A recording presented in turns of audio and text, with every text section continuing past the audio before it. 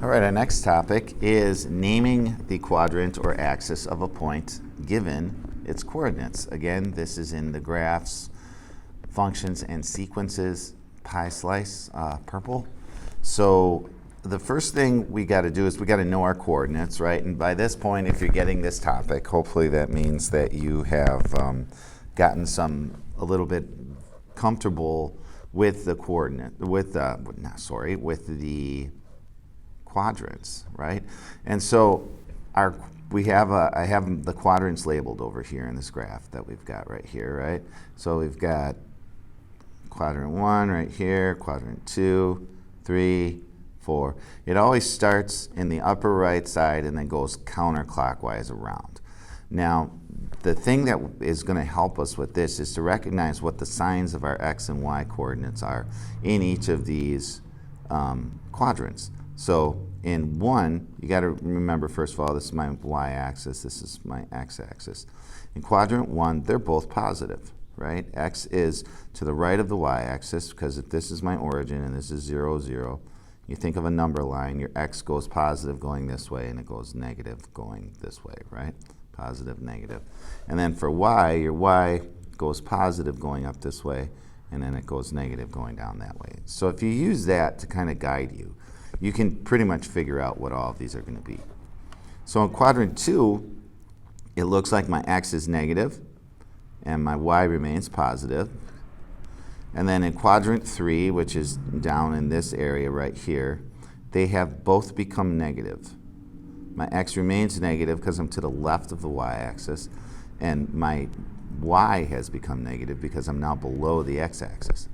All right, and then quadrant 4 is going to be basically the opposite of quadrant 2. So my x-coordinate becomes positive, my y-coordinate becomes negative. And that's kind of interesting. If you look at like that, you see how they're sort of opposite of each other. And you look at that and you'll see how they're opposite of each other. So that's kind of another way to remember it. So let's take a look at this. All right, so we've got negative 7, 6, right? Well, negative 7, 6, if I've got negative 7, 6, this is negative, right? And then 6 is positive. So the quadrant where I have a negative x value and a positive y value is right up here. It's quadrant 2, all right? So go quadrant 2. Next one, we have 4, negative 4. Well, my x is positive, right?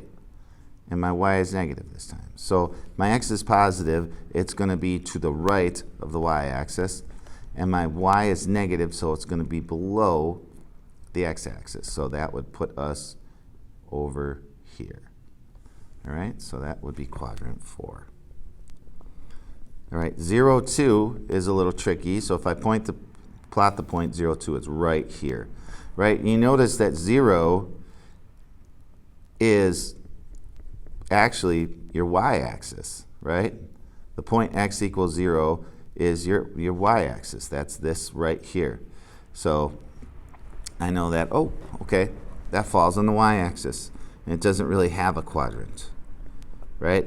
You could kind of say, well, it kind of belongs to 1 or 2, but they just say, oh no, let's let the axis claim it. All right, and then the point negative 4, negative 3, you have 2 negatives, right? And so if you have 2 negatives, that means that not only are we to the left of the y-axis, but we are also below the x-axis. And the only coordinate quadrant that can be in is quadrant 3. So quadrant 3. Let's try that. And that